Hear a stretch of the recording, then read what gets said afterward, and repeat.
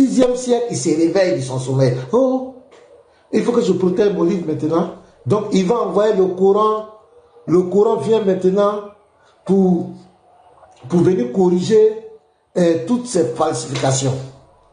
Donc, c'est au 6e siècle qu'il va se rappeler que, donc, avant le 6e siècle, tous ceux qui ont vécu avant Mohamed ont suivi des livres corrompus, des livres falsifiés, des livres qui ne tenaient pas la vérité de Dieu. Donc, ça veut dire quoi? Ça veut dire que c'est à partir de Mohamed que les gens ont été guidés dans la vérité. Donc, avant Mohamed, tous les hommes ont été corrompus. Donc, si les gens étaient corrompus, suivaient des livres falsifiés, des livres de mensonges. Donc, toutes ces personnes sont allées où? Toutes ces personnes sont là en enfer. Parce que ces personnes ont été corrompues, et les livres étaient corrompus. Voilà la doctrine de l'islam. Quelle propagande, quelle manipulation.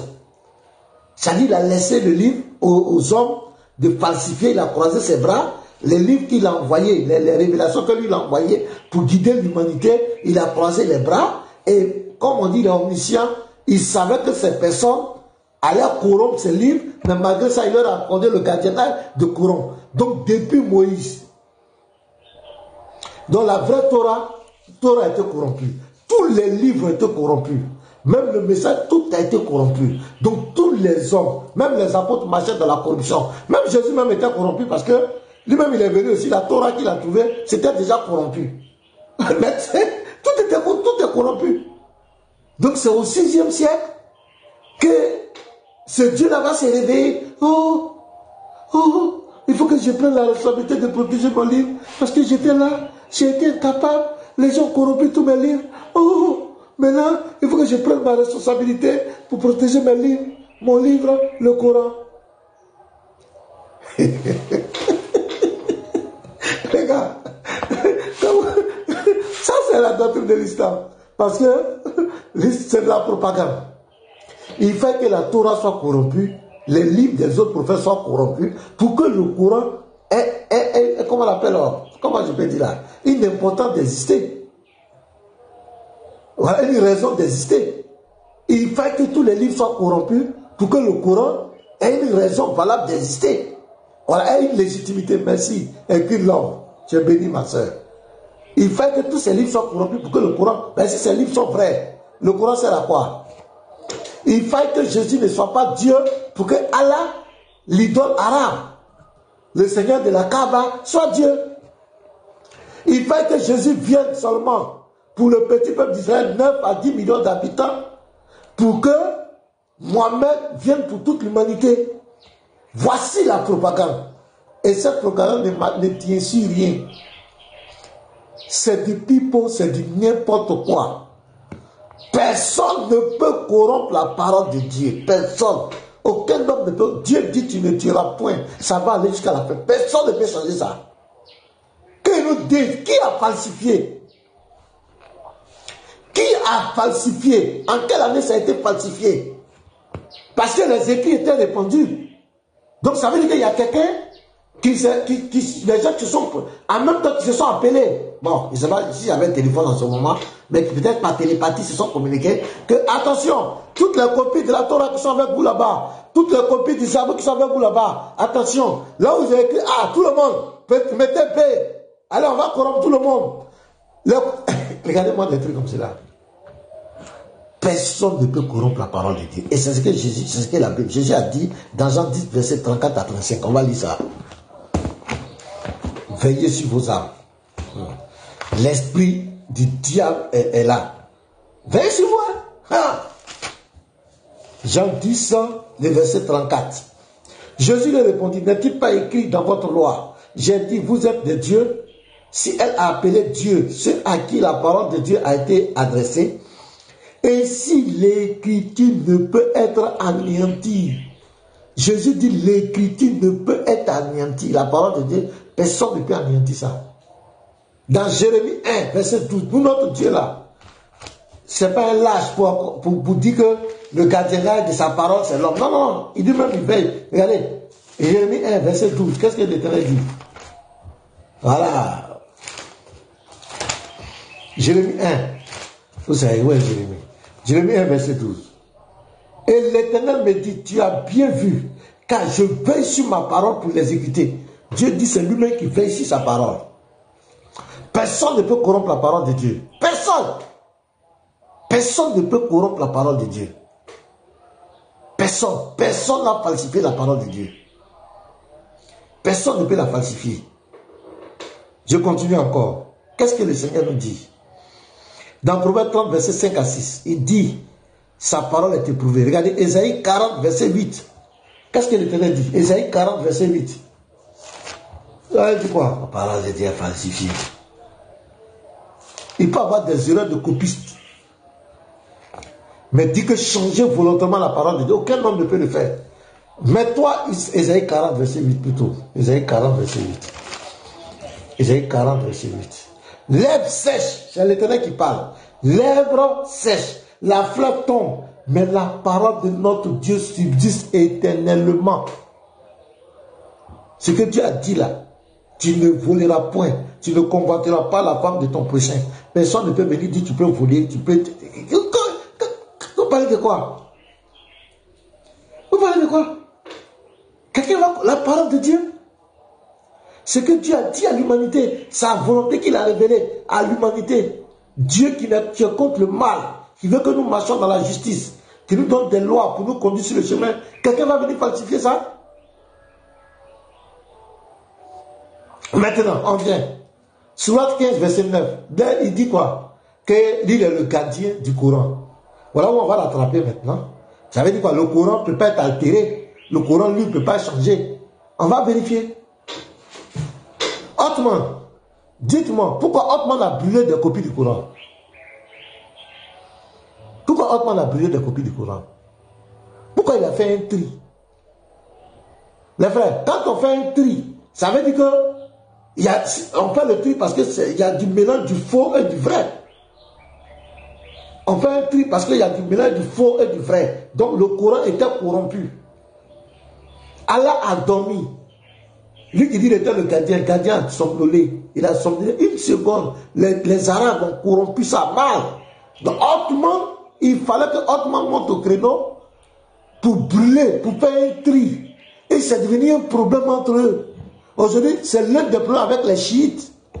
Entre même Ibn Masoud, c'est l'un des gars que Mohamed avait dit, si vous voulez le Coran, là, vous voulez voir le Coran, c'est l'un des gars. Il n'était pas d'accord avec Othman. Ils étaient en conflit. Il a brûlé des copies entières du Coran, il a imposé ce que lui voulait imposer. Où était Allah subhanahu wa ta'ala lorsqu'ils ont corrompu? Othman n'était pas un prophète. Qu'est-ce qu'il a brûlé? Il a brûlé quoi? Parce qu'on parle de près de 17 000 versets. Les chiites réclament que Ali était écrit dans le Coran original. En tout cas, il était là en vacances. Donc vous voyez comment on attrape la manigance? La manigance, la propagande, le mensonge, la manipulation. Pourquoi Othman a brûlé? Allah était où? Quand la vache, Aïcha dit que quand le prophète est décédé, ils étaient occupés à ses funérailles, il y a une chèvre, mais c'est pas bien un mouton qui est rentré, qui a bouffé toute une partie du Coran. L'allaitement des adultes, la lapidation, il a mangé ça. Allah était où? Lui qui est le gardien.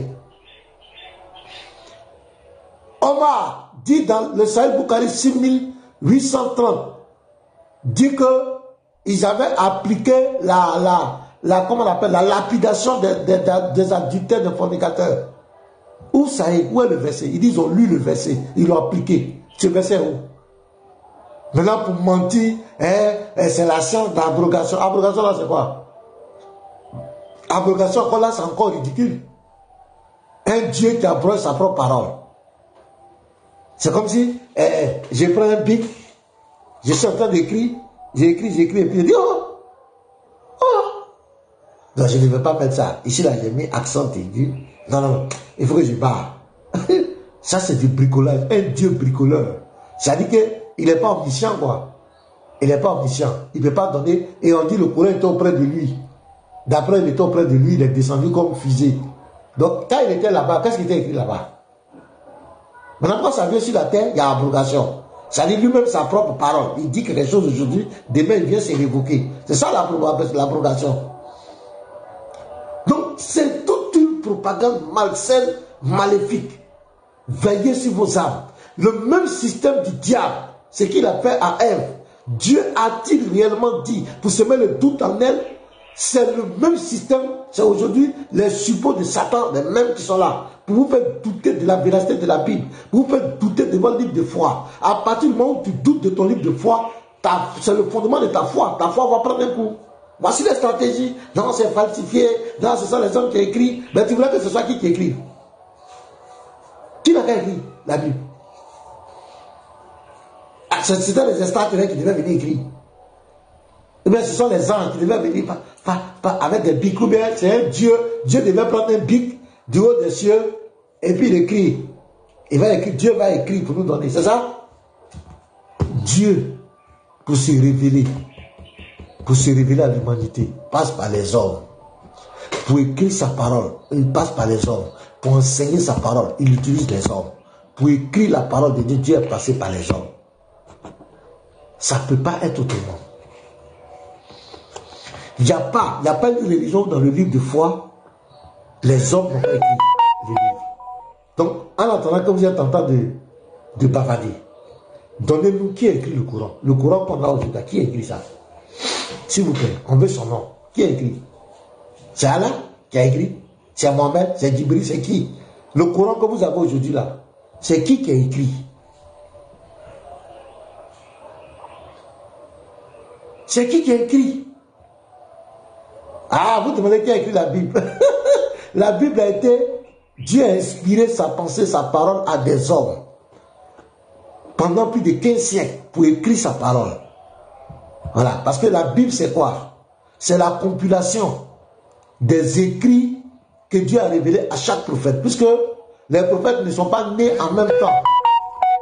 Ils sont venus au fur et à mesure. Chaque prophète est venu au fur et à mesure. Chaque prophète est venu au fur et à mesure.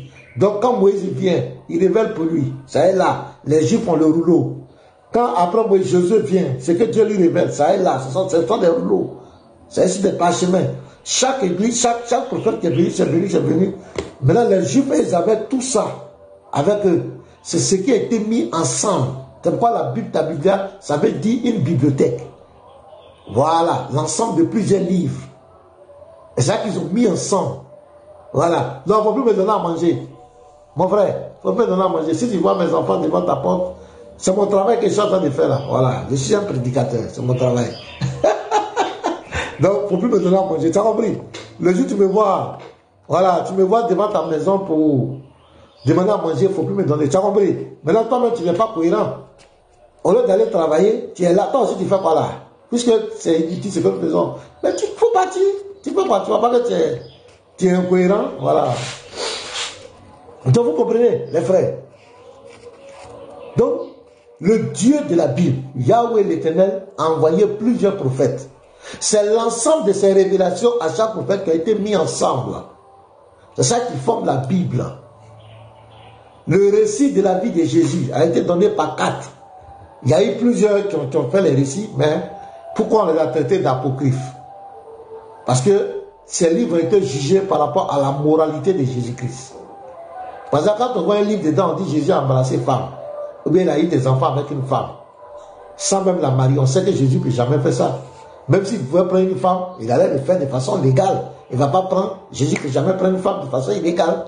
Il y a d'autres, on dit, quand il était petit, il tuait les enfants. On sait que Jésus n'a jamais fait ça. Donc on sait que ces livres-là, ce sont des apôtres, et plus souvent, qui sont venus très tard. D'autres sont au 4e siècle, comme les évangiles de Barnabé. D'autres sont venus près, qui n'ont été liés avec les disciples, ni les apôtres. Les 4 ont été retenus parce que ces 4 ont un lien direct, soit avec les apôtres ou les disciples directs des apôtres. Voilà. Donc c'est simple. Et c'est la parole de Dieu. Ça peut pas. Et dans la Bible, il y a des histoires. Il y a ainsi par l'Éternel des paroles que Dieu révèle directement aux prophètes. Que Dieu révèle directement aux prophètes. Ainsi par l'Éternel. Il y a des histoires. Dans ces histoires, il y a des, comment on appelle, il y a des leçons à tirer. C'est quoi l'apôtre Paul nous dit? Ces choses ont été écrites pour nous servir d'instruction à nous qui venons à la fin. Vous comprenez? Il y a des histoires. Maintenant, pourquoi on dit toutes ces histoires sont la parole? C'est parce que c'est de la volonté de Dieu que ces livres ont été écrits, ont été mis dans la compilation. C'est pourquoi on dit tout, c'est la parole de Dieu. Il y a la vie des enfants d'Israël, l'histoire des enfants d'Israël, le vécu des patriarches, le vécu des enfants d'Israël. Voilà, et c'est de la volonté de Dieu que nous on sache toute cette histoire. Et dans cette histoire des enfants d'Israël, des patriarches, il y a des leçons spirituelles, des leçons à tirer dedans. C'est-à-dire, le mal a ses conséquences, le bien aussi a ses conséquences. Ça nous permet de nous équilibrer spirituellement, moralement, sur tous les plans. Mais c'est de la volonté de Dieu que tous ces livres ont été compilés. Mais un homme ne peut pas descendre du ciel et venir écrire. Dieu va passer toujours par les hommes. De la même manière, Dieu utilise des hommes pour donner sa parole, pour prêcher, les apôtres, les prophètes, les temps. C'est comme cela aussi pour écrire sa parole. Il a utilisé des personnes. Il n'y a pas un livre de foi. C'est un défi. Il n'y a pas un livre de foi sur cette terre où l'homme n'a pas participé dedans. Ça n'existe pas. Ça n'existe pas. Il n'y a pas un livre de foi, ce sont les extraterrestres qui sont venus écrire. Ce sont les hommes qui ont été toujours utilisés. Maintenant, quand ces païens-là veulent nous discréditer, ce sont les hommes, tu voulais que qui n'a qu'à écrire. Mais les paroles qu'ils écrivent ne viennent pas d'eux, ils ont été inspirés. Tu voulais que ce soit des extraterrestres ou bien des démons, des gens qui viennent écrire la parole de Dieu. Ou bien Dieu lui-même prend un bic et venir écrire. Maintenant, ma question, le Coran que vous avez là, qui a écrit? Le Coran aujourd'hui qui est dans les chapitres, qui a fait ça? Qui a écrit? Bon, lui là, je vais le muter. Voilà, parce que je crois que au lieu d'aller travailler, tu es là. Nous les chômeurs là, tu nous suis pourquoi? Monsieur le travailleur. Voilà, je te fais quoi? Je te mute ou bien je te bloque? Bon, je vais le muter d'abord. Voilà, pour qu'il aille travailler. Là, il ne va plus commenter. Maintenant, s'il est fâché, il va monter. Voilà, va travailler. Nous, les chômeurs, on entend parler. Toi, le ministre du Travail, tu viens faire des commentaires en bas. Travailler. Oh. Les chômeurs parlent et puis toi, le travailleur, tu es là. Oh, c'est pas bon, hein. Monsieur le ministre du Travail. Allô? Allô? Bonjour. Bonjour. Bonjour, Pasteur Ménard. Bonjour. Shalom. Comment vous allez? Vous allez? Avec l'onction du Saint-Esprit, ça va à 100. Ah bon. Mais chez vous? Ok. Mais ça va, Dieu merci. Vous êtes musulman, athée? Je suis musulmane. Ah, ça tombe bien. Vas-y. Donc, vous écoutez. Quelle est votre préoccupation? Bienvenue. Sentez-vous à l'aise. Voilà. Merci. C'est une femme ou bien non? C'est maman. Ah, d'accord, maman. Ah, mes respects, maman. Allez-y, maman. Moi aussi, je respecte tous les hommes de Dieu, que ce soit musulmans ou chrétiens. Ah, c'est bien. Parce que c'est Dieu qui les a établis. Mais vous avez demandé une question là. Ouais, pas vous fâcher. Oui, pas vous fâcher. Je ne me fâche pas, maman. D'accord, ok. Pardon pour mes manquements aussi. Vous avez posé une question. Oui. Vous avez posé une question là. Oui. Est-ce que c'est, comment on appelle ça? C'est les hommes qui écrivent les paroles sont inspirées là. Oui. Allô? Voilà. Mais souvent vous dites que Dieu lui-même il est descendu, non? Hein? Oui. Il est descendu en forme humaine. Oui, c'est ça. Voilà. Mais donc, la manière dont il est descendu là, pourquoi il n'a pas écrit? Ne vous fâchez pas. C'est la question que vous avez posée, quoi. Comme lui-même il est venu là, il est venu sur terre, il s'est fait chair et tout ça là. Il pouvait écrire aussi. D'accord. Comme vous avez posé une question. Ça va, je peux répondre. Je veux seulement que tu me donnes le feu, je vais répondre. Non, allez-y, pasteur. Voilà, donc la mission pour laquelle il est descendu sur terre, il a pris la forme humaine, c'était pas pour venir écrire. Il était venu pour nous sauver, pour montrer un acte d'amour de l'humanité, pour nous sauver, pour réconcilier le ciel et la terre une fois pour toutes. Il est venu remplacer les sacrifices des animaux qu'on nous ferait pour expier le péché. C'est voilà pourquoi il est venu. Maintenant, pour écrire sa parole, il a toujours confié la responsabilité aux hommes de terre. Depuis le commencement de la terre jusqu'à la fin du monde, c'est toujours les hommes qui l'ont étudié. Mais le peuple qui est venu sur la terre n'est pas pour venir écrire. C'était une hommes bien qui devaient Maintenant, maman, qui a écrit le Coran? Mais, comme toi-même tu vis, le Coran a été compilé. Mais moi, c'est pas ça. Le Coran a été compilé, c'est ce que je vous dis. C'est pas les hommes quand ça a été compilé. Mais la question que je vous pose, moi j'ai du respect, je vous écoute beaucoup. Quand j'ai surtout la parole, la question, voilà. Je vous ai répondu, ça a été écrit par des hommes. C'est pas des hommes que vous dites, oui, mais c'est vous qui posez une question. Non, c'est vous qui dites, vous dites que toujours Dieu, il est descendu sur la forme trinitaire, il est venu là. Pourquoi lui, il n'a pas écrit, même s'il est venu sauver les choses, il devait écrire. C'est ça, je dis que ce n'est pas à lui de faire. Attends, je viens. Je vais te donner le verset. Regarde. Jésus donne la mission aux apôtres. Voilà. Je vais prendre Matthieu 28. Regarde. Il donne la mission aux apôtres. Voilà. Dieu fait sa part, l'homme fait sa part. Matthieu 28, verset 19. Regarde, maman. Il dit, allez, faites de toutes les nations des disciples. Des disciples, je sais ça. La question que tu as posée, tu as dit que mais pourquoi Dieu lui-même n'est pas parti, il pas de toutes les nations des disciples. Ça n'a pas de sens, maman.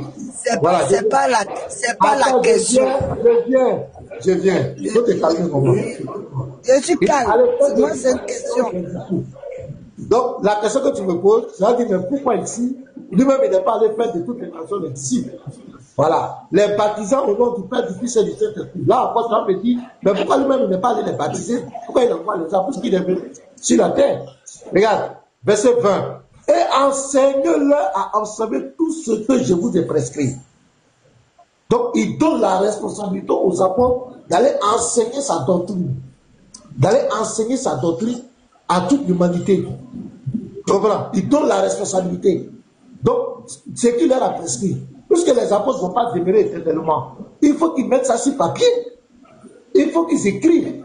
Pour que le souvenir s'en conserve. Pour ceux qui vont venir après eux. D'où l'importance maintenant d'écrire le témoignage de la vie de Jésus, de ce que Jésus a fait et ce qu'il leur a enseigné. Je pense que Matthieu va écrire, Marc va écrire, Luc va écrire. Est-ce qu'ils ont écrit? Tonton Mena, est-ce qu'ils ont écrit ça pendant que Jésus lui-même, il était sur terre? Non, ils n'ont pas écrit.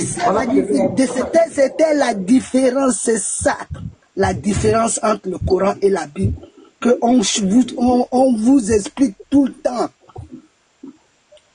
La différence, c'est quoi? La différence, là, c'est ça. Pendant que le prophète vivait,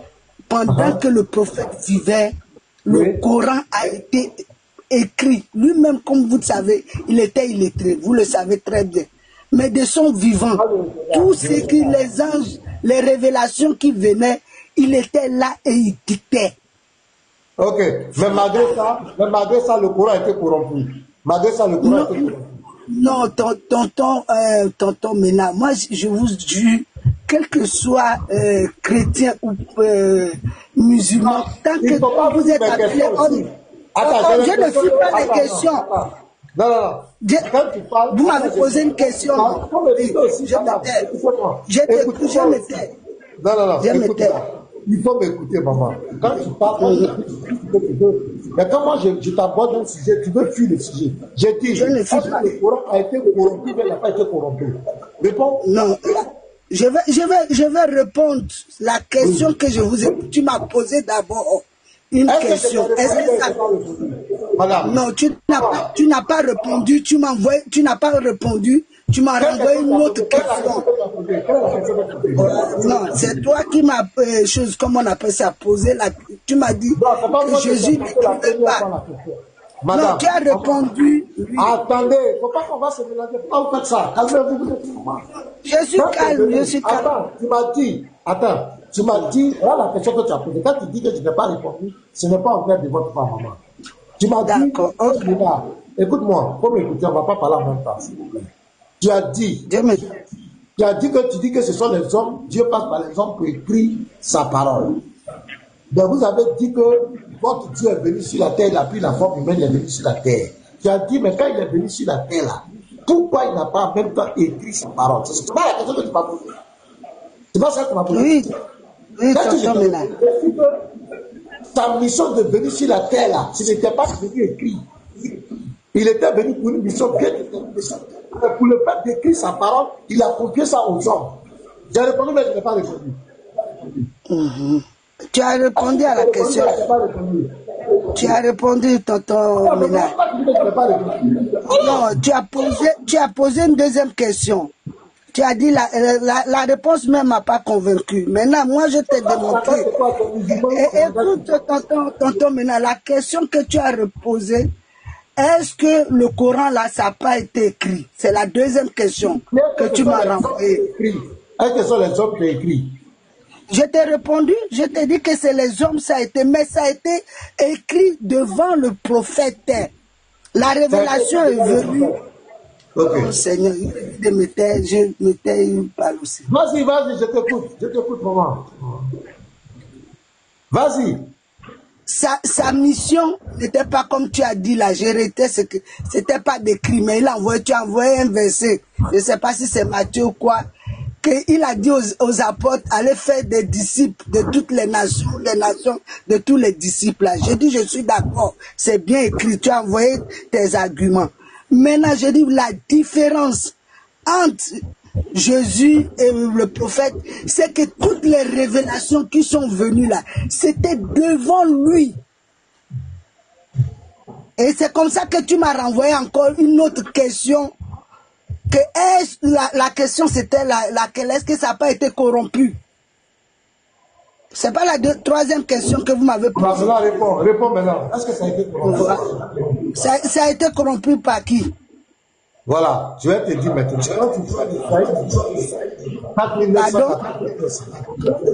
Quand tu prends le Saïd Bougari, oui. Oumar, Otman. Pourquoi il a brûlé les copies du Coran?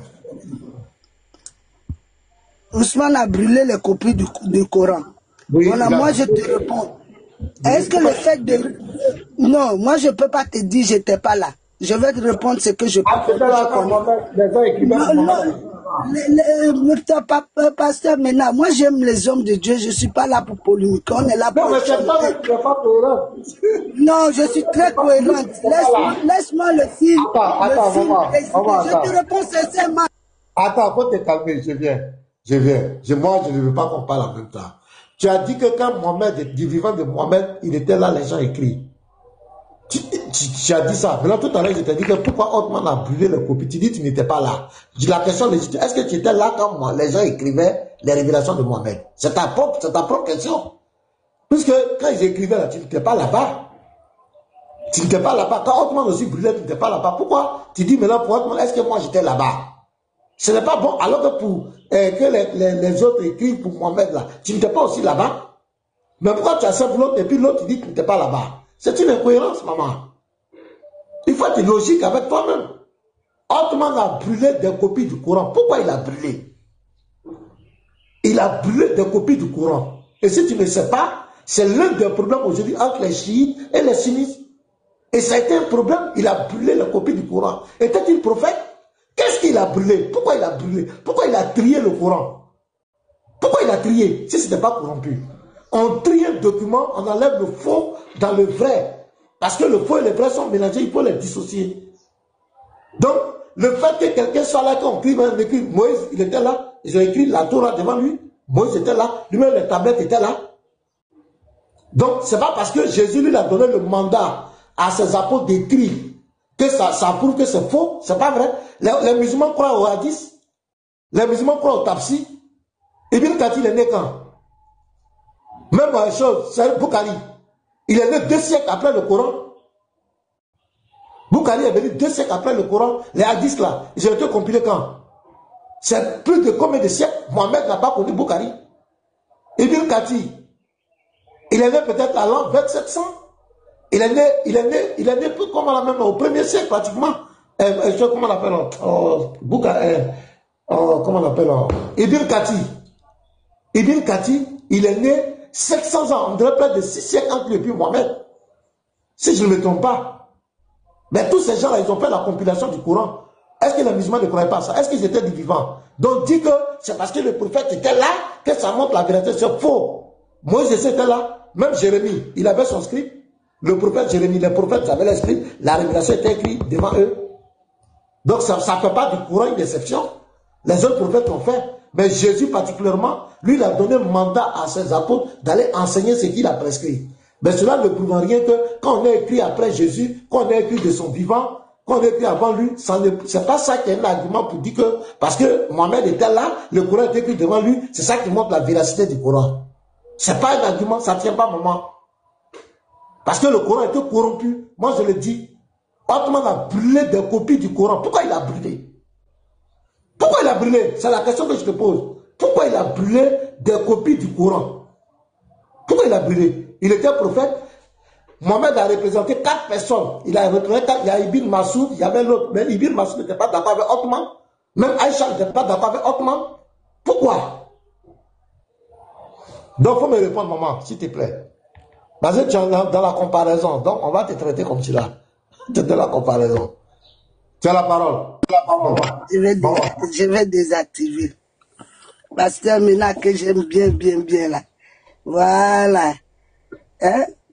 Tu as posé la question. Et moi, je te dis, tu m'as demandé, est-ce que le Coran a été, pourquoi ça a été falsifié ou bien quelque chose. Je te dis quoi, tonton Mena? Le temps du vivant, c'est comme toi, quand tu as ta parole, tu es là, tu as amené la révélation. Devant tout le monde, ça a été, comment on appelle ça, écrit, le prophète était là, les Sahaba ont récité le Coran. Même comme tu dis là, que si ça a été brûlé par Ousmane. Donc tous ceux qui étaient là, qui avaient la mémorisation du Coran là, ils n'ont plus cette mémorisation. Je me pose la question. Tu sais qu'on est dans un échange. Quand toi, tu me poses une question et je veux répondre, tu me coupes déjà, je perds le fil parce que je n'ai pas l'habitude de monter sur les panels. Le Coran a été écrit au temps du prophète devant et les Sahaba ont appris ça. Donc c'est dans leur tête, c'est mémorisé. Même le plus petit des musulmans connaît le Coran par cœur. Donc même si Ousmane, comme tu viens de dire, je t'ai dit que moi je ne sais pas pourquoi il a brûlé le Coran, mais le Coran là, partout tu pars dans le monde, c'est la même récitation.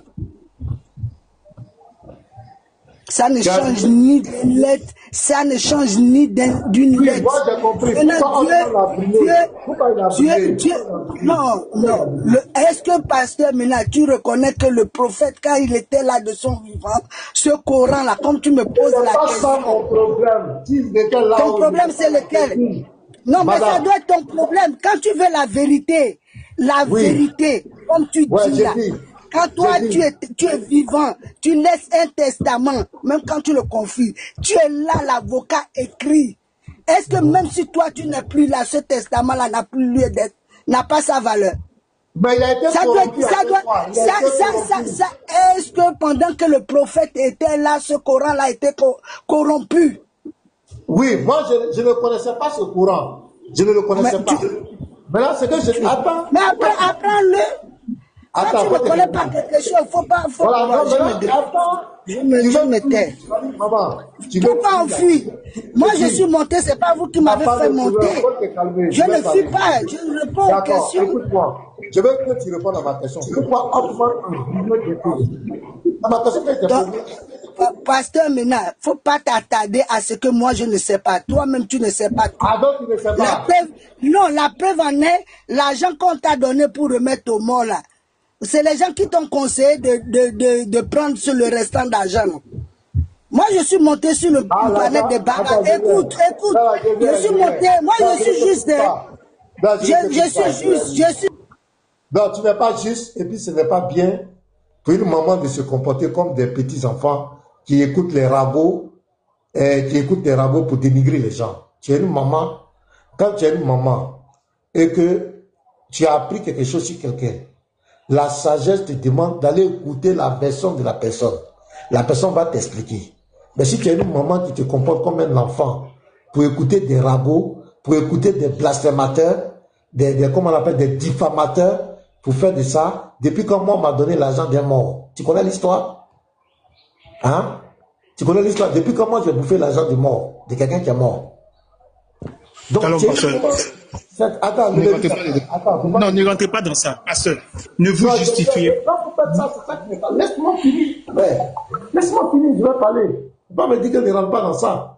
Je suis une maman, peut-être qu'elle ne connaît pas, ce qui se passe sur TikTok, elle ne sait pas l'esprit des gens. Il faut que je lui explique, donc ne m'interromps pas. Je ne vais pas quand même lui dire n'importe quoi. Je suis en train de lui faire comprendre que si tu es une mère, tu n'es pas un enfant, tu n'es pas des jeunes voyous qui passent leur temps à calomnier les gens. Quand tu es une maman et qu'on te dit quelque chose, comme un pasteur, on peut donner l'argent pour un mort, peut-être pour aller faire les obsèques d'un mort et puis il bouffe. Moi, je vais lui demander. C'est la démarche d'une personne. Et notre débat qu'on est en train de faire, ce n'est pas à faire des morts, à bouffer l'argent, c'est pas ça. C'est toi qui es venu dire que le Coran, il y a une différence entre le Coran et la Bible. Parce que le Coran, Mohamed était là et puis ils ont écrit. Et que Jésus lui l'a donné. Moi, je n'ai pas dit non. Je t'ai posé une question. J'ai dit pourquoi Ottoman a brûlé des copies du Coran.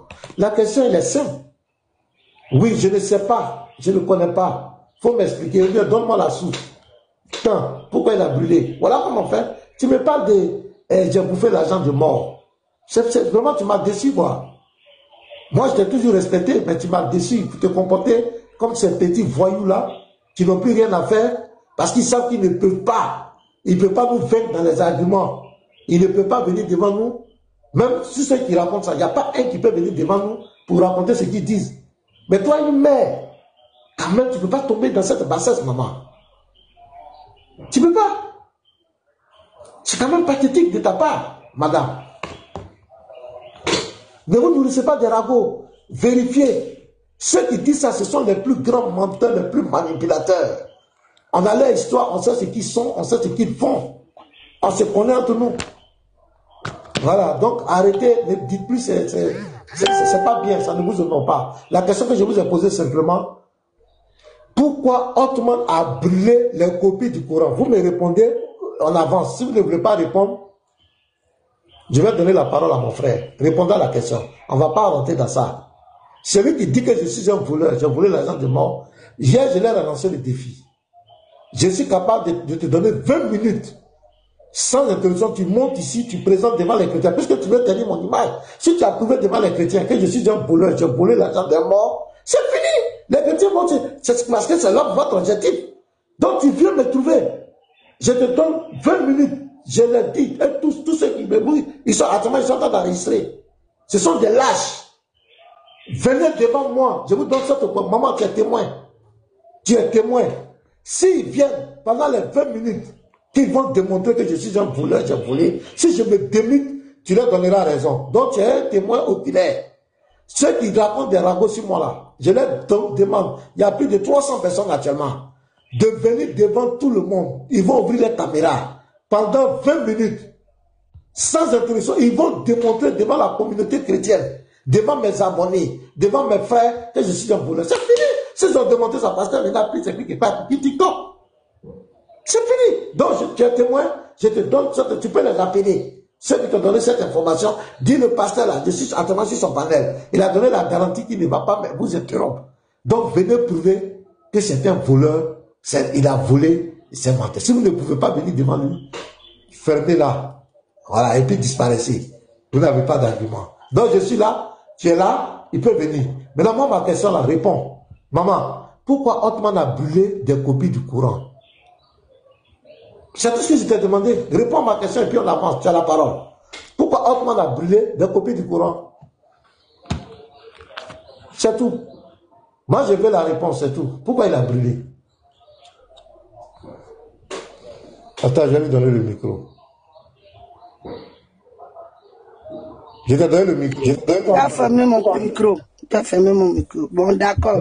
Bon, je m'excuse, pasteur Ménard. Je t'ai pas répondu, je suis même pas monté pour ça, pour parler de ça. C'est parce que tu as posé une question. Et c'est par rapport à cette question-là que je suis venu. Sinon, moi-même, je suis monté sur le live de Baba. On dit d'arrêter. Il parle, mais on veut d'autres choses. Mais c'est comme ça aussi que je vais te répondre la même manière dont je parle à mon fils de Baba. C'est par rapport à quelque chose que je suis venu sur l'histoire du vol que moi, je laisse ce côté-là. Je t'ai déjà répondu que moi, je ne sais pas pourquoi il a brûlé. Mais là, ce que je rétorque, est-ce que le Coran, même si lui, le fait qu'il a bu, puisque tu me demandais, est-ce que j'étais présente quand on compilait, on écrivait le Coran, et est-ce que j'étais présente le moment où Ousmane Bounafan avait fait brûler le Coran? Je te dis non. Mais les récits, toi-même tu as dit, la Bible c'est des récits, c'est des histoires. La même manière dont tu crois à tes histoires-là, c'est comme ça que nous aussi on croit à nos histoires. On ne va pas enlever ça comme ça. Donc tu ne peux pas me poser la question, est-ce que moi j'étais là? Toi aussi tu n'étais pas là quand Jésus était là? C'est clair. Donc je te réponds comme ça. Maintenant je viens te dire de m'enseigner pourquoi lui il a brûlé ça et puis on va avancer. Excuse-moi pour l'histoire du vol. Moi-même, je n'aime pas qu'on parle de la vie privée des gens, ça ne me plaît pas. Mais si tu me poses une question, si ça déborde, je vais te renvoyer aussi à la même question. Ok. Donc, évitons. Il n'y a pas de problème. Excuse-moi encore. Tous les chrétiens qui sont là, le connaissent, ils savent que je ne suis pas ici. Je m'excuse. Je m'excuse. Moi-même, je n'ai pas la preuve, mais je parle. Ok, maintenant tu me dis d'expliquer pourquoi on prend la Bible du Coran. C'est pas ça? La question que tu m'as posée, oui. Voilà, donc je vais lire, je vais voir. Attends, je l'ai vu, tu as le hadith là, le 4987 là. Attends, je vais télécharger ça. Je vais te dire ça. Ça semble bien qu'il y a des hadiths qui sont daïfs. Non, lui il est authentique. Lui il est fini ça. Toi, tu connais tout, pasteur, monsieur le connaisseur. Non, je ne connais pas tout. Tu connais, tu es fort. Pas fort. Oui, tonton pasteur. Non, pardon, il ne faut pas me donner ça. C'est pas musulman. Mais quand même, c'est des sujets qu'on a discuté avec beaucoup de musulmans. On a discuté avec beaucoup de musulmans. Et même, ils ont posé 4900, je vais dire ça, 4987. Voilà, Moi-même n'a pas vu le Coran en papier, on t'a dit ça. Les commentaires, là, il faut laisser ça, il faut réfléchir avant de répondre. Il y a le papier qui existe maintenant. On va être sur papier. Non, c'est quelqu'un qui commente là, que moi-même n'a pas vu le Coran en papier. C'est le papier qui existe. On évolue, le monde évolue. On ne va pas écrire ça sur les parachemins comme c'était. Vas-y, pasteur, moi je te respecte beaucoup. Hein. Je respecte les hommes de Dieu, qu'ils soient musulmans. Ah, le hadith, c'est ça, en anglais.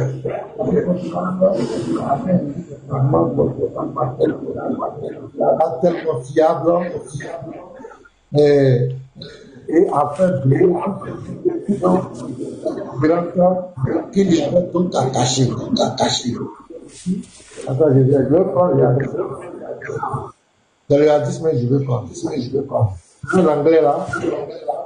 La même chose, le Lévite là.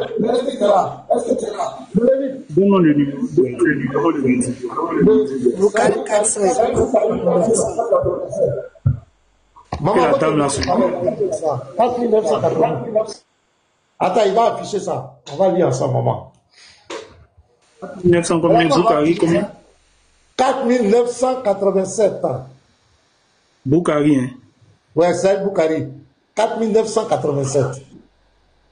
Ok. Voilà.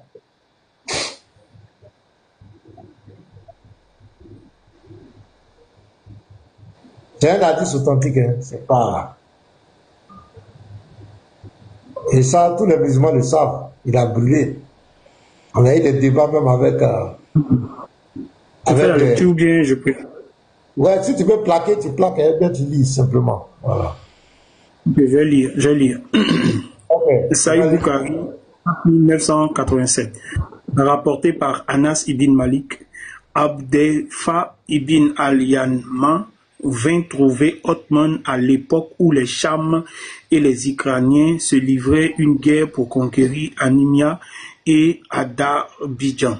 Craignant leur divergence, en parenthèse, entre les Cham et les Ukrainiens, dans la récitation du Coran, Oudafia fit à Othman, ô chef des croyants, sauve cette nation avant qu'elle ne diverge sur le livre, le Coran, comme l'ont fait auparavant les Juifs et les chrétiens. Othman envoya alors un message à Hafsa, envoie-nous les manuscrits du Coran, afin que nous puissions compiler les textes coraniques en copie parfaite et les renvoyer. Hafsa le fit parvenir à Othman. Othman ordonna alors à Zaïd ibn Tabi, Abdallah bin al-Zubair, Saïd bin al-Sa et Aboudrahim bin Harid bin Issa de réécrire les manuscrits en copie parfaite. Othman dit aux 3 hommes de Quraïsh, si vous êtes en désaccord avec Zaïd bin Tabi sur un point du Coran, écrivez-le dans le dialecte de Quraïsh, car le Coran a été révélé dans leur langue. Ils obéirent et après avoir rédigé de nombreuses copies, Othman rendit les manuscrits originaux à Hafsa. Othman envoya à chaque province musulmane une copie de ce qu'il avait copié et ordonna que tous les autres documents coraniques, qu'ils soient écrits en manuscrits fragmentés ou copies complètes, soient brûlés. Maman, tu as compris? Donc, il y avait divergence, il y avait problème. Donc, ça veut dire que il y avait du mélange du faux et du vrai. Donc, il fallait brûler une partie et conserver une partie. Ça veut dire que quand on trie et qu'on brûle une partie, on conserve, ça veut dire que le faux et le vrai étaient mélangés. Donc, il fallait retirer le faux. Il fallait retirer le faux pour conserver le vrai. Donc, quand un document est rempli de faux, il y a le faux et il y a le vrai. Est-ce qu'il est corrompu ou il n'est pas corrompu? Maman.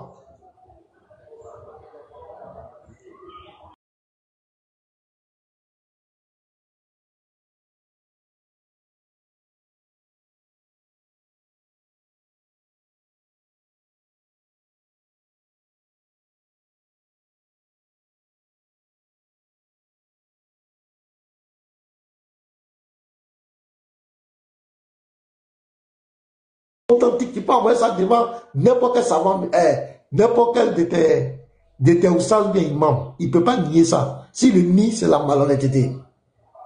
Donc, maman, je te donne le micro. Il faut nous répondre. Voilà, je te donne le micro. Allô. Oui. Tonton Ménage, dès que tu finis de poser une question, comme tu me fermes là, il faut m'ouvrir. Je vais répondre. Je t'ai ouvert. D'accord. Le hadith que tu viens de lire là, moi je ne peux pas dire que je comprends bien le français, mais à aucun moment Ousmane a dit qu'il y avait quelque chose de faux dedans.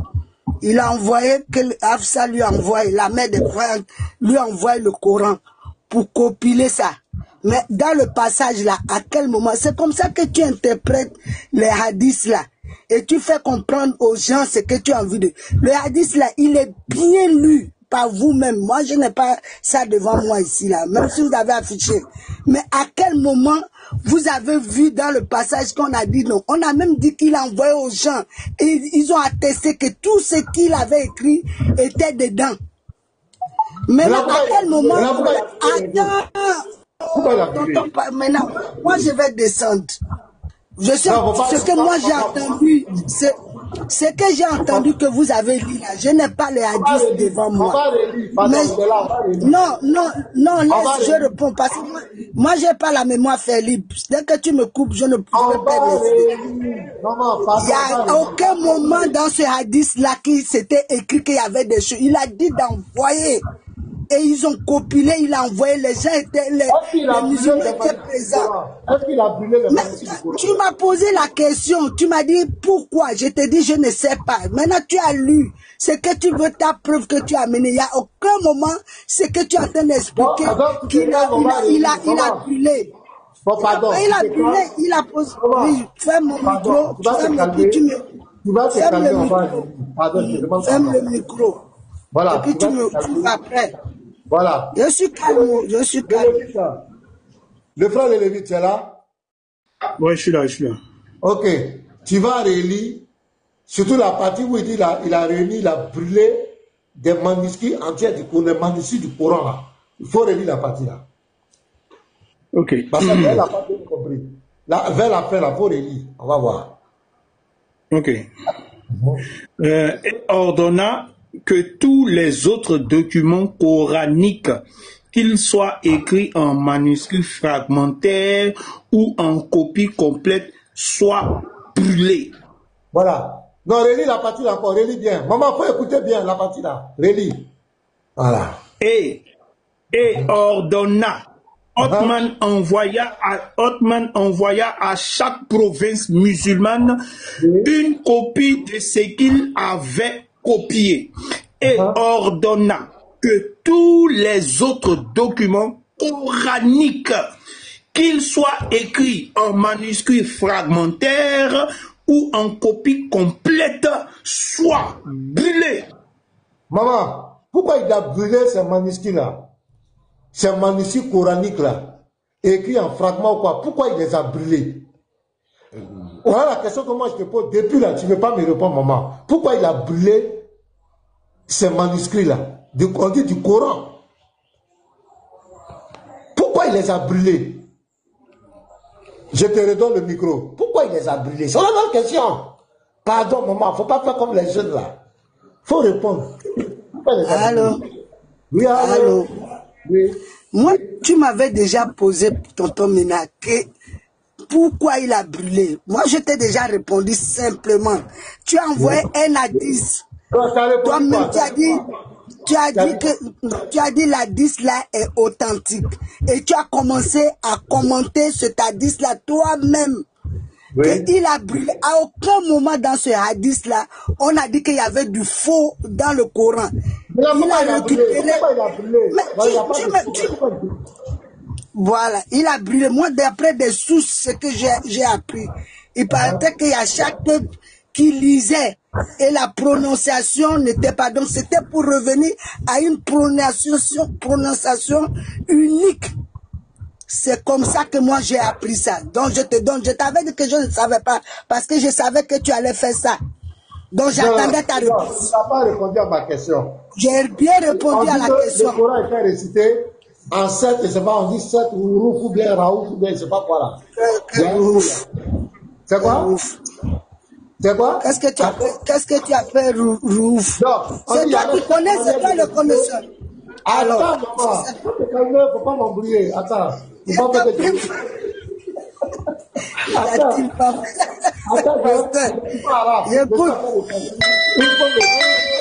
Non, mais si je parle avec ne m'appelle pas.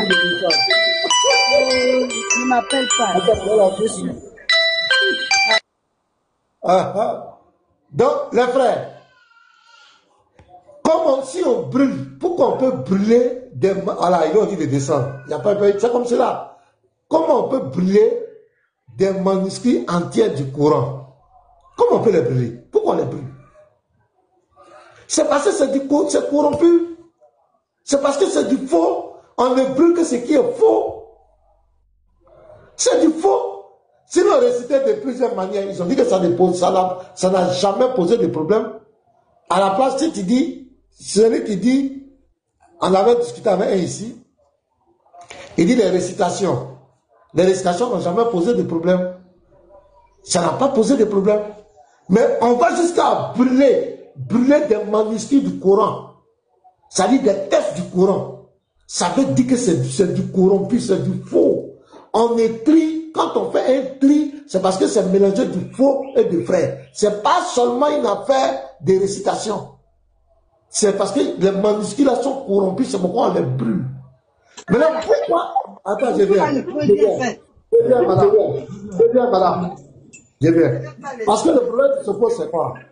Est-ce que Atman fait partie de ceux à qui Mohamed a dit de faire référence à eux? Qui m'appelle là? Je vais me muter. Excusez-moi, j'ai un appel là. Je ne sais pas qui m'appelle. Vas-y, fais sortir même deux. C'est pas toi là, la fille va voir sans fou.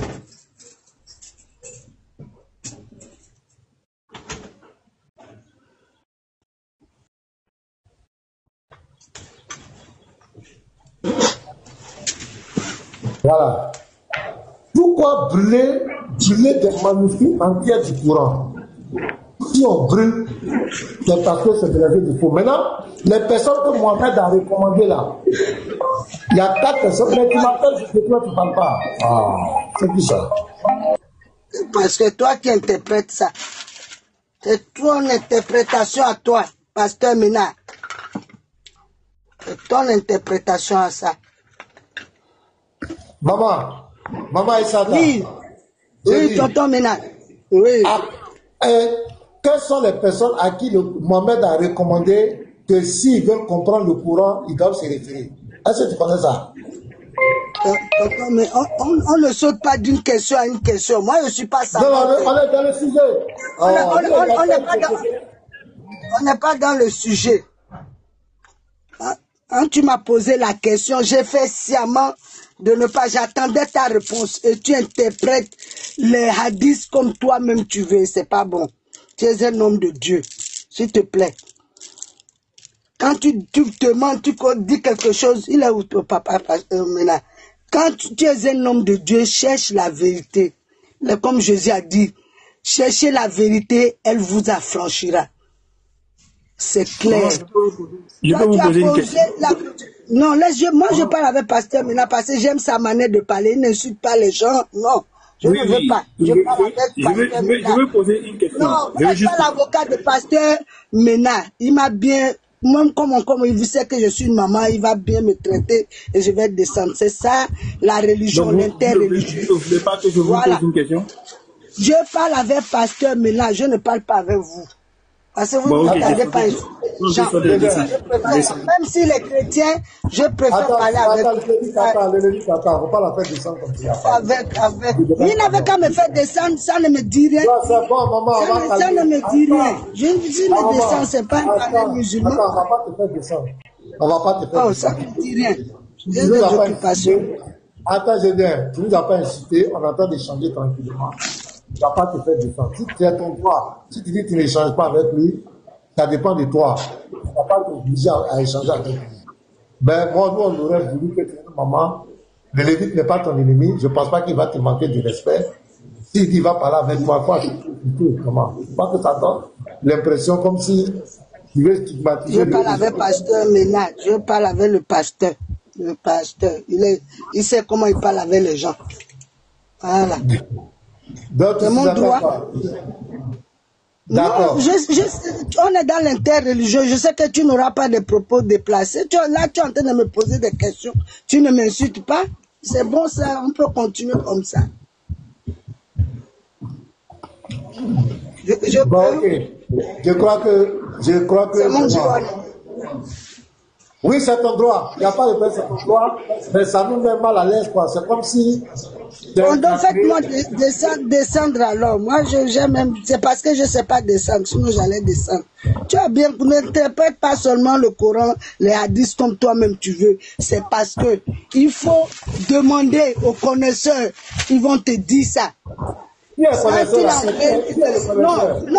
Oh, mais les oustas. Hein, les savants, tu les connais bien? Tonton Ménard, toi aussi, tu sais ça très bien.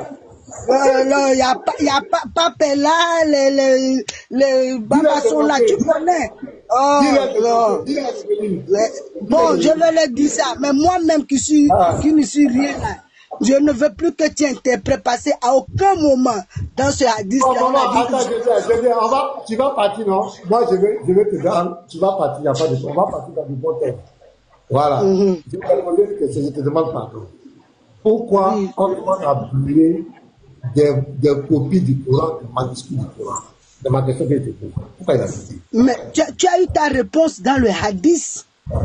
On t'a dit, il a demandé, le Coran était une partie gardée par Hafsa. Il a dit à Hafsa d'amener le Coran. Le hadith là te répond, pasteur, maintenant. C'est du français écrit. C'est pas la même chose. C'est écrit. Tu as répondu, non? Oui, les prononciations, donc c'est pour unifier. Alors, doucement, maman. Alors, doucement. Donc, oui, j'ai fait doucement. Le Coran qu'il a pris sur Hafsa, attends, je viens. Le Coran qu'il a pris sur Hafsa, et puis les manuscrits du Coran qu'il a brûlé là. Donc, ce n'était pas les mêmes. C'était différent. Pourquoi? Pourquoi tu dis ça? Ceux qui ont copilé là, c'était des gens corrompus. C'était des musulmans. Non, c'est ta réponse. C'est ta réponse à la question. Qu'est-ce que tu as fait? Non. Moi, c'est toi qui poses des questions. Pasteur, c'est ta réponse à la question. Non. J'ai bien... Oui. Attends. Je ferme la bouche. Voilà, écoute-moi. La question va bien se passer. C'est que Absalom, et puis ce qu'il a brûlé là, est-ce que c'est la même chose? Est-ce que ce sont les mêmes courants? Bien sûr, parce qu'il y avait des hommes qui étaient... Il a brûlé l'autre. C'est le hadith qui t'a répondu. Tu dis que j'ai fait la takia. Il a pris le Coran, il a copulé ça. On t'a dit les prononciations. Chaque tribu avait sa manière de prononcer. Et jusqu'à présent, même en Afrique et partout, dans les langues. Donc, il a pris ce Coran-là pour uniformiser la prononciation. Pas le Coran, pas la parole. Il n'y a pas aucune parole dans le manuscrit du Coran. Le copies du Coran. Mais il a recopié ça, non? Attends, maman, on va. Le problème, c'est là, les 280 personnes qui sont là. Elle dit qu'il n'y avait pas de problème. Moi, je lui pose la question, parce que dans le récit, on dit qu'il a fait venir les copies de Hafsa. Écoutez très bien, il a fait venir les copies de Hafsa. Donc, c'est comme s'il a fait une forme de comparaison. Et il a brûlé une partie des copies. Donc, s'il brûle une partie des copies du Coran et qu'il conserve une autre partie, on suppose même pas, c'est la vérité. C'est que les parties qui ont été brûlées ne sont pas en conformité avec les parties qui ont été retenues. Or, les deux parties faisaient partie du Coran. Écoutez très bien, les deux parties c'est le Coran. Mais il y a une partie qui a été brûlée et il y a une partie qui a été conservée. À partir du moment où une partie est brûlée et une partie est conservée, ça veut dire que il y a une partie qui était corrompue, ça veut dire qu'il y avait une corruption. Donc si on trie, on brûle le faux et on garde le vrai, on a fait un tri. Donc ça veut dire arriver à un moment donné, le Coran que les musulmans avaient était mélangé du faux et du vrai. Donc c'est Ottoman qui va venir maintenant séparer le faux au vrai. Mais le faux et le vrai étaient ensemble, c'était mélangé. C'est tellement clair. Takia, ça passe. Faut laisser les jeunes garçons faire takia. Une maman qui fait takia, ça nous dérange.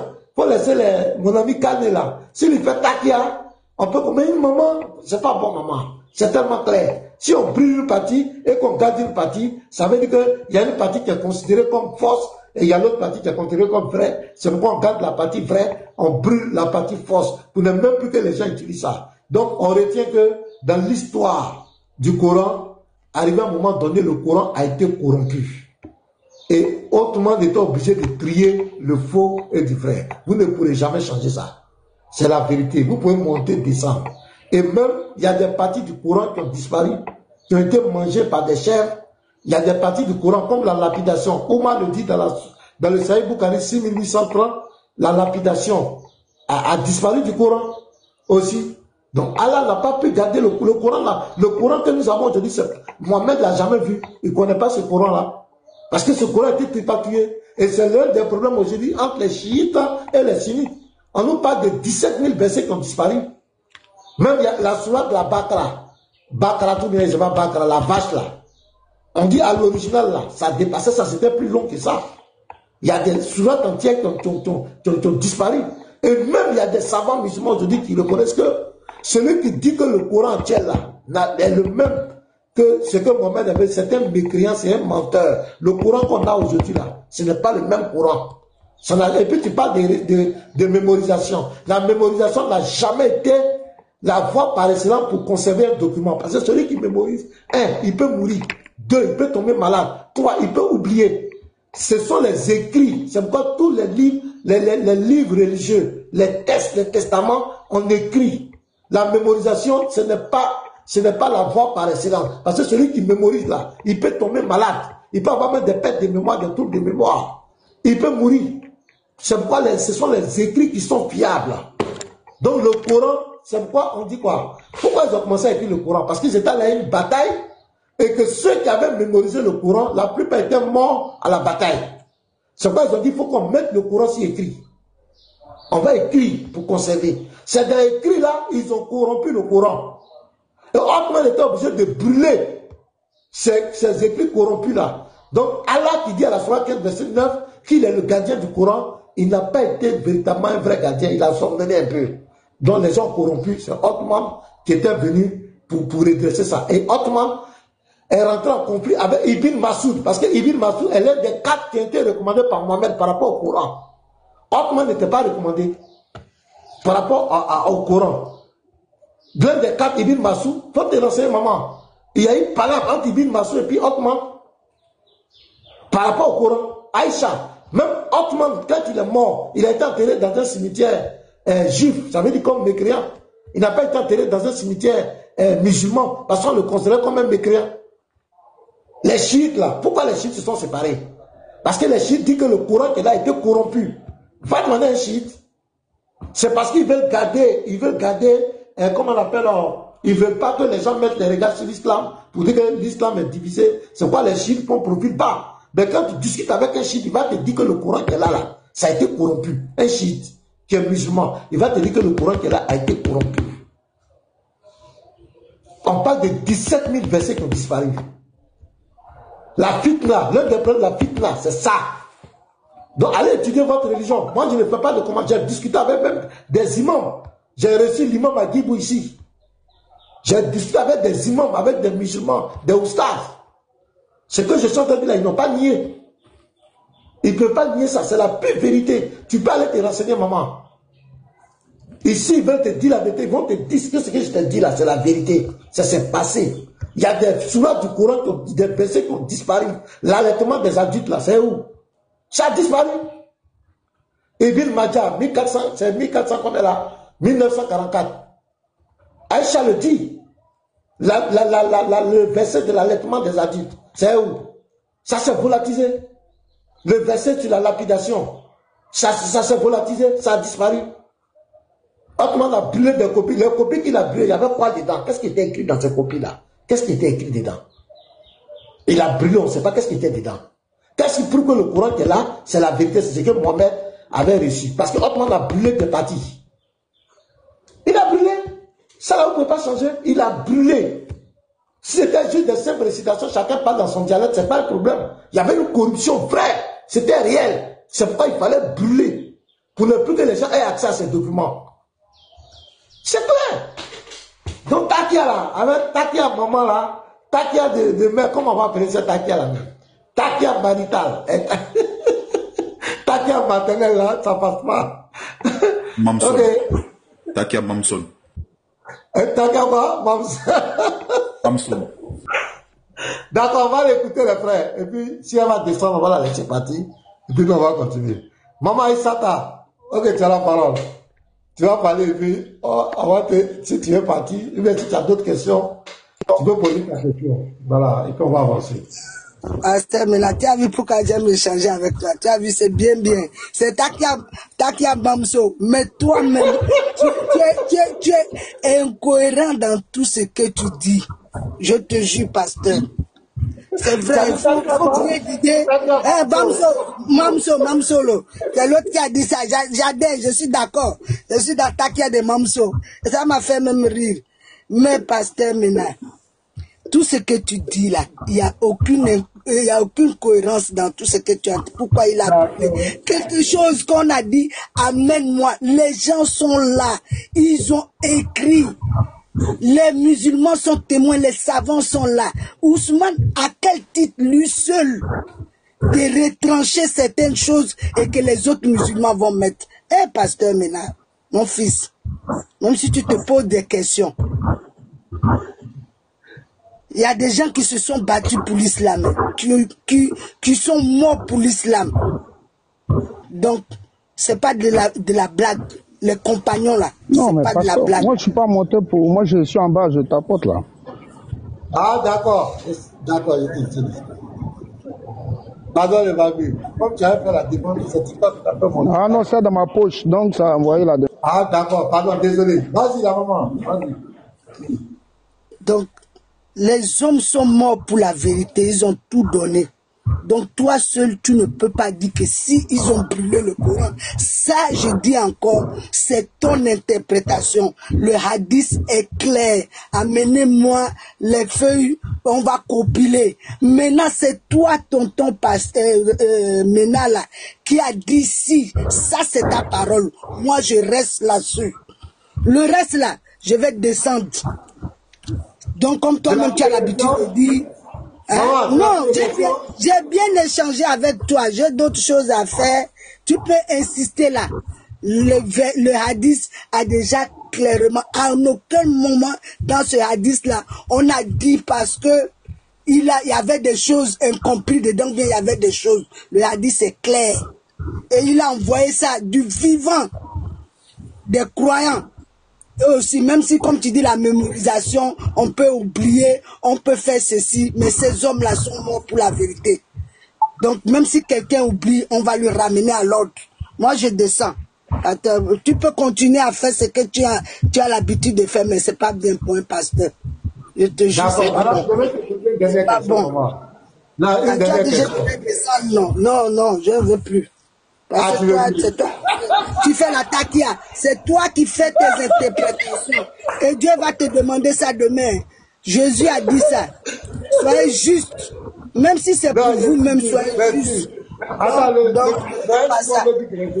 Il ne faut pas qu'il m'insulte. Voilà. Moi, je ne veux pas les insulter. Shalom. Est-ce qu'on m'entend bien? Oui.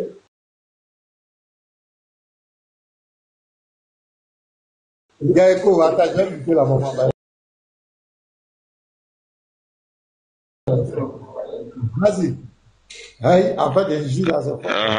Non, je voudrais rassurer la maman, je ne vais pas l'insulter. Comment je vais l'insulter? On est en train d'échanger cordialement. Mais je voudrais dire à la maman que les hommes meurent pour plusieurs choses. Il y a certains qui meurent pour les femmes, certains meurent pour l'argent.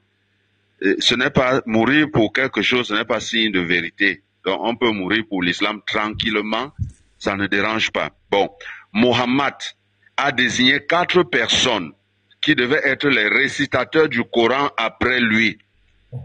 Il y avait Ibn Masoud, il y avait Abu Hudayfa, il y avait Mu'ad bin Jabal, il y avait bin Ka'b Ubay bin Ka'b. Mais lorsque Othman est venu, il a appelé Zaïd ibn Thabit. Et qu'est-ce que Ibn Masoud a dit? Parce qu'il considérait que le Coran de Zaïd ibn Thabit était une forgerie. Et il a dit aux musulmans de ne pas suivre la récitation de Zaïd. Le fils d'Oumar, qu'on appelait Ibn Oumar, a dit dans un des hadiths que celui qui dit que nous avons tout le Coran se trompe. Il doit plutôt dire nous avons plutôt une partie du Coran. Ouais. Donc le Coran de Hafsa n'avait pas la même longueur que le Coran de Aïcha. Ça n'avait pas la même longueur que le Coran de Ibn Masoud. Le Coran de Ibn Masoud avait 111 chapitres. Le Coran que vous récitez aujourd'hui a 114. Donc Ibn Masoud dit que Al-Fatiha ne fait pas partie du Coran, le chapitre 113 ne fait pas partie du Coran, le chapitre 114 ne fait pas partie du Coran. C'était plutôt pour lui des récitations de prières au temps primitif de l'islam. Mais Othman, en venant compiler le Coran, a enfermé Ibn Masoud. Il a pris Ibn Masoud et a mis en prison. Alors, Ibn Masoud vous dit que le Coran de Oudman n'est pas bon. Mais c'est le Coran de Oudman que vous avez pris et Oudman a brûlé tous les autres Corans, y compris les 7 différents Ahruf, les Ahruf dont le pasteur parlait tout à l'heure. Parce qu'il y avait des compagnons qui récitaient les versets de façon différente. Et Muhammad disait que j'ai reçu cela comme ça et j'ai aussi reçu cela comme ça. Donc il y avait 7 Ahruf qui ont été brûlés par Oudman. C'est pour cela qu'on l'a tué. C'est les musulmans qui ont tué Oudman. Et il a été enterré dans un cimetière juif. Parce que les musulmans des premiers temps l'ont considéré comme traître. Et le Coran que vous avez aujourd'hui, que vous récitez, c'est d'après la récitation de Hafs, qui selon les hadiths est considéré comme un menteur. Parce qu'aucun musulman ne prend les hadiths de Hafs. Mais vous prenez son Coran. Et ce Coran a été canonisé en 1925 au Caire. Donc c'est les choses d'hier. Donc les gens qui ont écrit votre Coran que vous récitez partout, comme vous avez dit que vous récitez le même Coran partout là. Ce Coran-là, la personne qui l'a écrit est encore vivante. Elle n'est pas encore morte. Donc Muhammad n'a jamais vu le Coran. Dans son intention même, le Coran ne devait pas être écrit. Mais si vous avez un hadith où Muhammad dit « écrivez le Coran », vous nous montrez tout à l'heure. Donc dans l'intention de Muhammad, ça devait être une récitation.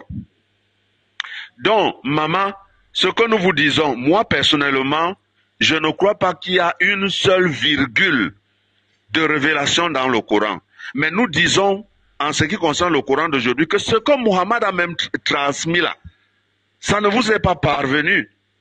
Ça ne vous est pas parvenu. On dit qu'il y a des sourates qui avaient la longueur de la sourate Al-Baqarah, qui ont disparu. Al-Baqarah même a été amputé. Il y a des sourates qui avaient plus de 200 versets qu'on ne retrouve pas. Les versets de la lapidation, on ne retrouve pas. Les versets de l'allaitement des adultes, on ne retrouve pas dans le Coran, ainsi de suite, ainsi de suite. Donc, c'est une preuve de la manipulation du Coran, de telle sorte que...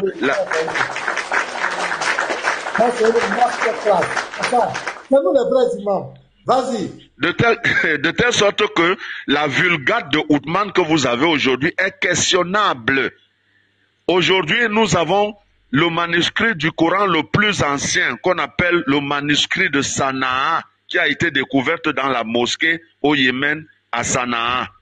Ce manuscrit, les séquences des versets sont différentes du Coran Hafs que vous récitez aujourd'hui. Je parle là de la vie des savants, les savants, pas du petit musulman de la rue. Et vos imams connaissent ces choses, ils savent ces choses. Donc en dehors du fait que pour nous le Coran n'est pas une révélation, parce que nous savons où Muhammad a pris un certain nombre de récits pour mettre dans le Coran. Il les a pris dans les apocryphes, qui ne sont pas les livres révélés. Donc, c'est ce que nous disons. Maintenant, si vous lisez Sahih al-Bukhari, 3808, vous allez voir là-bas, Muhammad donne les noms des 4 grandes personnes desquelles vous devez prendre le Coran. Je répète, Ibn Mas'ud, Abu Hudayfa, qui était un esclave affranchi, Muad ibn Jabal et Ubay ibn Ka'b, les 4 personnes-là. Simon, donne-moi le numéro du hadith. Sahih al-Bukhari 3808. Sahih al-Bukhari 3808. Merci, okay. Je vous laisse. Bonne journée, je vous laisse.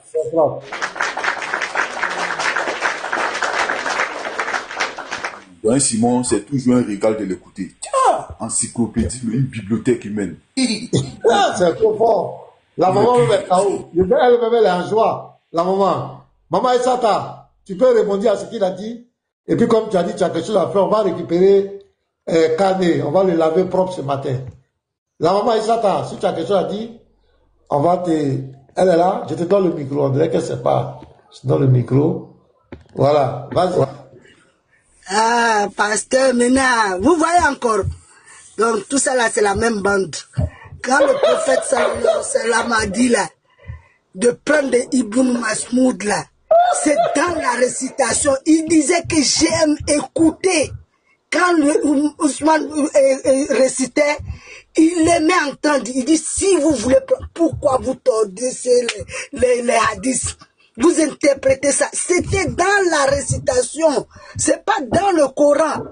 Quand il récitait, il appelait les musulmans. Oh, j'aime entendre. Et si vous voulez prendre le Coran, Et même parmi les sabbats qui étaient, il dit, si vous voulez apprendre de la science, prenez de tels. Prenez de tels. Ça ne veut pas dire que le fait qu'ils étaient plus savants. Non, il y avait des choses, quand lui, il récitait le Coran, la mélodie, la voix, le prophète était vraiment ému. Et c'est pour ça qu'il disait aux gens, prenez deux. Prenez deux. Non, pasteur, maman Takia, chose, Moussokoroba s'en va. C'est clair. Vous tordissez les interprétations et c'est pas bon. Moi, j'étais bien avec toi, mais c'est la première fois que je change et je vois que vraiment, ce qu'on dit sur toi là, c'est vrai. Parce que moi, j'aime palper. Moi, je ne suis pas quelqu'un qui écoute. Si on me dit, moi je dis, si on me dit quelqu'un est sorcier, je cohabite avec la personne jusqu'à ce que je voie la vérité. Maintenant, la manière dont j'ai échangé avec toi, tu interprètes tes hadiths là. Et lui aussi qui vient, on a dit d'écouter. Prenez deux. Lui, c'était la récitation. Mais si je vais descendre, le plaisir pour moi. Moi, j'aime tout le monde. C'est comme ça. Dieu nous aime, nous tous. Je vous aime aussi. Bonne journée. Mais interprétez bien le lot. Merci. Vous m'appelez. Oui. Bonne journée, mon fils pasteur. Pardonnez, lisez le show a dit, c'est écrit apprenez le Coran. Pardon, Élisée lui a dit, pasteur. On n'a pas parlé de récitation ici. En live, Takia matinale. En live, on n'a pas dit apprenez la récitation. C'est bien écrit apprenez le Coran. C'est clair. On dit apprenez le Coran, c'est ça. Ah, là, voilà, me fait trop rire. Elle a peur de Lévite. En fait, c'est un message qu'elle veut faire passer. Un message qu'elle veut faire passer. Comme quoi, nous sommes. Merci, frère. Donc, voilà pourquoi je voulais la faire descendre. Moi, je marche pas dans cette combine parce que de façon subtile, elle veut faire passer toutes ces personnes-là qui sont sur le panel comme des personnes qui insultent. Et puis nous, on la laisse encore sur le panel. Voilà pourquoi j'ai pas aimé. Sinon, moi, j'allais la faire descendre. Et c'est ce que je voulais faire. Je devais la faire descendre parce que elle est très impolie. Le fait de dire ça là, c'est de nous traiter des personnes qui insultent. Voilà le message qu'elle veut faire passer au travers de cette parole qu'elle a sortie. Et moi, ces personnes-là, je les fais descendre. Mais bon, pas de problème. D'accord, en tout cas, c'est propre. On a compris. Donc, moi, comme elle était venue parler, il n'y a pas de souci, tu as raison, le frère. Voilà, Saïl t'a affranchi, qui a appris la récitation du Coran auprès de 4, Abdul ibn Masoud, ibn voilà, Salih, le serviteur, Voilà le hadith ici. Le prophète a recommandé 4 maîtres du Coran parmi ses compagnons. Abdullah ibn Masoud, très proche du prophète, grand connaisseur du Coran. Salim affranchi d'Abu Daifa. Muad ibn Jabal, spécialiste des règles du halal haram. Ubay ibn Kab, considéré comme l'un des meilleurs lecteurs du Coran. Cela montre que la transmission du Coran n'était pas limitée à une seule personne. Plusieurs compagnons ont été choisis comme référence. Ibn Masoud est cité en premier, ce qui montre sa grande autorité dans la science du Coran. Donc, maman, tu as fait de Takia Bamso. Ah. Donc, c'est les 4 là, comme a dit le doyen Simon, c'est auprès des 4 qu'on apprend le Coran. Ce sont des gens, voilà, c'est clair. Le hadith c'est là. Voilà, c'est clair. Voilà, voilà, on dit ce sont des 4 grands maîtres. Le prophète a recommandé 4 maîtres du Coran. 4 maîtres du Coran. Maintenant, parmi les 4 maîtres du Coran là, le premier qui est Ibn Masoud, il n'était pas d'accord avec Othman. C'est clair. Donc ça veut dire que ce que Othman a fait n'était pas fiable. Ça n'a jamais été fiable. Elle nous a taquialisé pour partir, c'est pas grave. On va la comprendre, c'est une maman. Ouais, Kane. Pasteur, bonjour. Pasteur, il y a eu quoi? Pasteur, qui nous a attaqué encore? Comment? Qui nous attaque à pasteur? La maman là nous attaque. Sur quoi? Sur afin les quatre récitateurs là, les 4 grands maîtres, Ibn Massoud, les 4 là. Elle disait que non, c'est parce qu'ils savaient réciter. Or, Mohamed dit d'apprendre le Coran auprès d'eux, et on dit que c'était les 4 grands maîtres du Coran. Voilà. Et puis elle dit non, c'est la récitation.